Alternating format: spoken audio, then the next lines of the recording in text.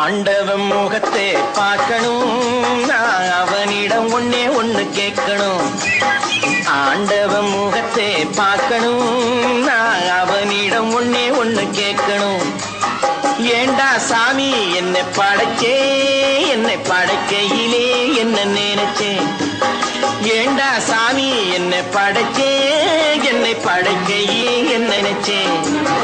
ஆண்டவன் முகத்தை பார்க்கணும், நான் அவனிடம் ஒன்னே ஒண்ணு கேட்கணும்.